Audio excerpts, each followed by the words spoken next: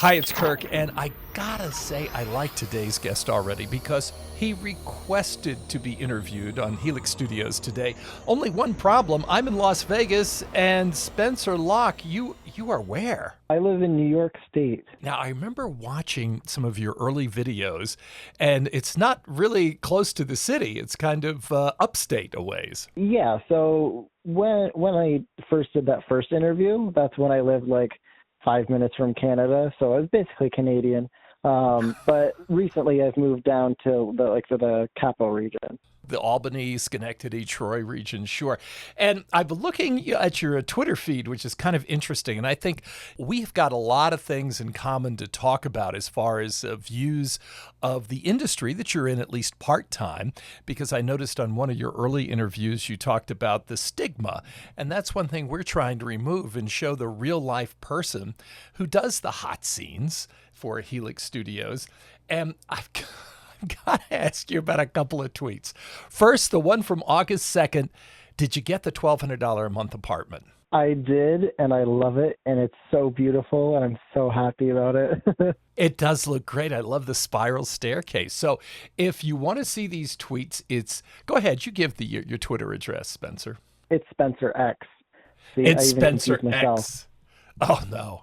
And then the other tweet that was really interesting here, and I think that ties into what you do full time, and you can elaborate as much or as little as you want about what your full time job is. This is from August 5th. If I have one more parent sit in on their kid's interview, I'm going to flip a table. I thought that was pretty unique for a porn star. Could you elaborate a little further on that? So basically, there's a corporation in New York that I've worked for since I was young. I started there when I was 16, and I slowly moved my way up through the ranks, and then a new job opportunity opened up as the staffing person for 4 of our locations. So I picked it up, and it's really nice because as much as I love / loathe customer service, I do like working with people.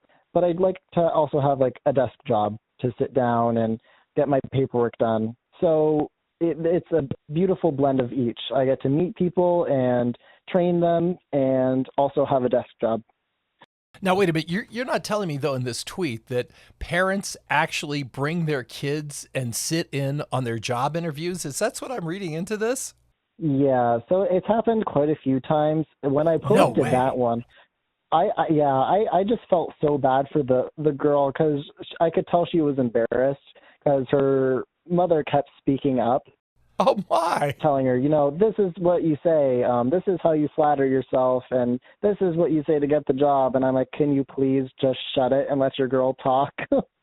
Well, you seem to have almost interesting two lives. Chances are your parents didn't go with you when you auditioned for Helix Studios. Something tells me that didn't happen. No, so this was way back when I was in high school still, and my first time going out, I was living with my dad, and my cousin was going on a vacation, so they needed somebody to house sit. So I told my dad, I'm house sitting from this time until this time, when in actuality, that first week I would actually go to Nevada for the first time. Wow, I wondered about that story because when you were doing the scene with Nicholas Romano, that was a very hot scene. Do you remember that one pretty well? Yes. And he asked you if your parents knew. They certainly must know now because I counted them up, and it looked like the ones that have been posted, you're about 21 scenes in so far. So they must have figured it out now and how you can afford that nice apartment. Wouldn't you say? Or what's the story? So I do know that my father knows because one day there was a reason behind it, but he had to go through my computer and he accidentally spotted my application to Helix. Ah. So when I got home, he was like, we need to have a discussion. So as long as I was under his roof, the rules for me were I was not permitted to do it. So that's why I did have to take a break. But I no longer live under his house, so I'm free to do it as I please. And he was very honest about it. He's like, I respect it, and I understand if that's what you want to do, that's what you want to do. Just make sure you're safe and that he was like, when I thought about it too when I was your age. So I'm not judging you in that sense. It's just while you're under my roof, you're not doing it. So. We have other talent that has the same thing. I don't know if you've met Jeremy Hall yet. He's from Indianapolis, and he almost went to work when he was 18, when you were the same age that you started. You're one of the last babies of the 20th century, and Jeremy was just about ready to get on the plane. His parents found out about it, and he had to wait 5 years to come out and do it, but his scenes are worth the wait. So you didn't waste any time. You were only like 18 years and maybe 3 months when you first started and made that clandestine trip. Yes, yeah, and I remember being nervous and apprehensive, but I did a lot of research about the company, and I could tell it was a safe and welcoming environment, and I was just verified when I got there and I met everyone. It certainly looks, I did watch that 18 boy solo scene with you and, a little help from Max Carter. He certainly looked like he did everything he could to make you feel extremely welcome in that bathtub. Oh, yes. I was very, very welcome. Well, let's talk about some new things that are going on. I somehow didn't hear about this trip when it was happening, but I understand you were recently out west. Did you fly in here to Las Vegas, or did you go into Salt Lake City? Because I understand you just shot some scenes in Utah. Is that right? Yeah. So I actually flew out to Utah, and I had never been to the state, so I was pleasantly surprised because you always hear about New York or California or Vegas, but you don't really hear much about Utah. So it was a pleasant surprise to see the community and also the just intensively beautiful nature that's out there. Yeah, it does have some beautiful nature, that's for sure, in Utah. How do you manage with working a full-time, what people would say, quote unquote, normal job, that you're able to get enough time off? Do you just save up PTO, or do you just take some unpaid leave, or how do you find the time now to come out here to the West or other locations and do the scenes? So when I did apply for my new position, I did tell my boss that was interviewing me that I'm going to be honest with you. Every couple of months, I do have another job. It's contract work. So I will be available for about a week at a time. Is that okay? And they said yes. So every so often when I get a text, I say, all right, my other job needs me from this time to this time. So, and I try to get everything done before that date. So that way there's no problems when I'm gone. And it's on a need to know basis. Ah, gotcha. That's great. Now, I don't know how you would possibly have time with your busy schedule, but is there a significant other in your life now? I mean, I got to tell you, I remember when you first came on the scene with 18 Boy and did that scene with Nicholas, and I thought, wow, this guy is hot. So have you found anybody that I'm sure meets your high standards and criteria? Surprisingly, no. I went through this past year. It was one of those silly love stories where I wasn't looking and then I found someone and everything about the relationship was perfect. But unfortunately, the other party was not ready for it, and I'm kind of still recovering from that. So right now, I'm definitely not looking. But I appreciate you complimenting my good looks because I have very low self-esteem, surprisingly. Oh, Spencer, you should. You know what I think would be a hot couple? You retweeted this new guy who I've yet to meet yet, and he's going to be an interesting interview from what little I've heard about his backstory. But Derek Shaw, I mean, you two guys together, that's. Did you do a scene with Derek? That's going to be explosive, I'm sure, when it comes out. I wish I could, but unfortunately I have a little curse where I am a top that looks like a bottom. So unfortunately, I don't think that pairing would work too well because he, don't get me wrong, he's very hot, and if I could get into it, I would. But unfortunately, I just don't think the cards are right for that one. Oh, that's too. He's a very hot-looking guy. I'm looking forward to meeting him. But you do go both ways on camera. I mean, I even was glancing through some of your scenes, and I think you even had, who's a pretty small guy, Riley Finch. He actually topped at least briefly in one scene with you, didn't he? Yes. Yep. Most of my scenes have been flip scenes. Yeah, yeah. So pretty versatile there. One of the things that I think is amazing, and I think people don't realize, they think people are just on their, it's a desperation move to do. I hate to call it porn. Like to call it gay adult entertainment. And you're a stunning example of why that is not the case, because from listening to some of your previous interviews, you were actually your student government president in high school. Yeah, yeah, I was very involved in my school's community. I liked taking up responsibility, and I liked maturing early. Well, you have, and you buffed up. I mean, I watched a couple of those scenes. The one you did with the car with Jordan Lake, that was fantastic.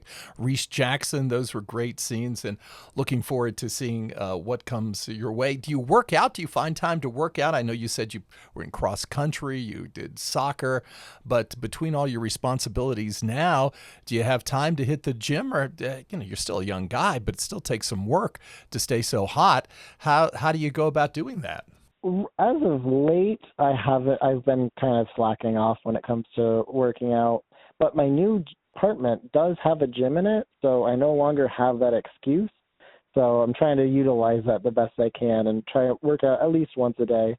Do you have siblings? And if so, are they accepting? Do they know what's going on with your part-time job? Yes, but also no. I technically have no full siblings, but I do have 4 step siblings. And gotcha. no, none of them know. When did you know, though? You're a popular guy in high school. You're running the Student Government Association. You're involved in sports activities. So you would seem to be the stereotypical, almost jock guy. When did you know that you were more into the guys than into the girls? I thought for a while because I did have my first experience with a guy was at 15, and it was okay. And then immediately after that, when I was had just turned 16, I had an experience with a girl, and I was like, all right. And so for a little while, I thought I was almost asexual until probably about 18. That's when I realized, no, I actually like guys.